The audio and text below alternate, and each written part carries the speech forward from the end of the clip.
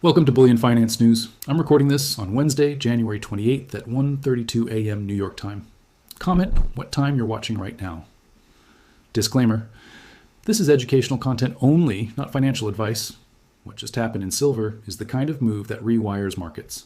Silver and gold aren't just moving, they're exploding. Silver is trading around $115 per ounce after hitting $117 during the spike. Gold is above $5,200 per ounce. Today's silver is trading stronger than tomorrow's silver. This is unusual. Normally, future delivery costs more due to storage, insurance, and financing. In silver, perceived risk is powerful because the market is small. It doesn't take massive demand to stress supply. When backwardation appears with explosive volatility, pay attention. It's a symptom that shows up before diagnosis. Silver rocketed up, slammed down, then bounced hard. This isn't normal. It's the kind of range traders remember for years. Bull markets whip violently. They punish late buyers and scare early holders. They lure in leverage, then crush it. Only after cleaning out weak hands do they continue higher. In one session, the paper market traded an amount of silver that would take miners years to produce. Years in a day. The battlefield is derivatives and leverage, not coin shops. The question isn't, is the thesis right? It assumes sex. Can you stay in the game long enough for the thesis to pay you? Physical silver in China is trading roughly $20 per ounce above U.S. spot prices. Same metal, same day, vastly different prices. Futures quotes there also sometimes sit below spot, backwardation appearing across multiple regions. When physical prices separate from paper quotes, real-world demand is pushing harder than financial positioning can hide. Here's the truth. If prices rise, miners won't flood the market with supply. That's not how this works. Most silver is a byproduct of copper, lead, and zinc mining. You can't double output because silver spiked.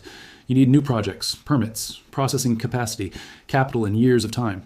Mining companies face energy costs, labor constraints, and permitting timelines. Higher prices are an incentive, not a switch. According to project pipelines, meaningful supply expansion takes years, not months. Price must do the balancing work now by rationing demand, forcing substitution, and eventually funding new mines.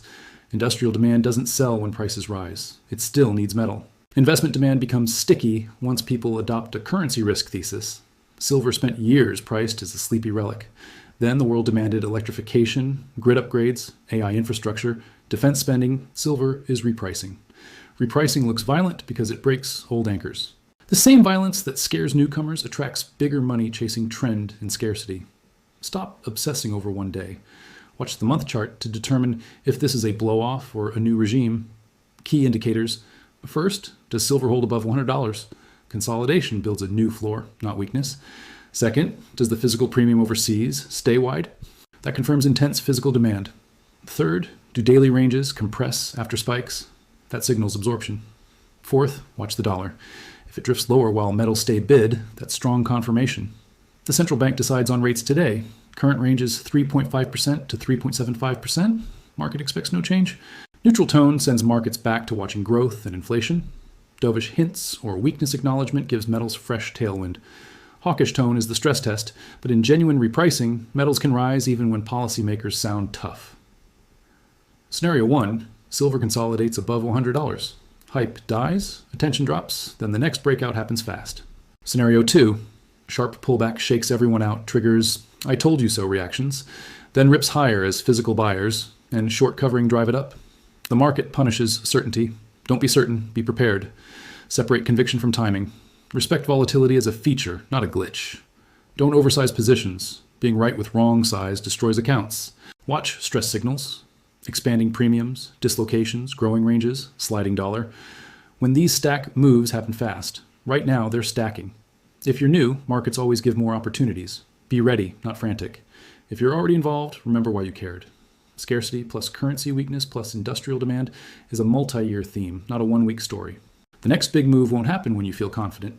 It happens when the market convinces most people it's over. If there's a sell-off, ask, did physical premium collapse or did paper panic? If physical stays tight while paper sells, that's your signal. Final question, what hits first? $200 silver or $6,000 gold? What evidence supports your answer? Drop your thoughts in the comments. This is Bullion Finance News. Subscribe and hit the notification bell for daily precious metals updates.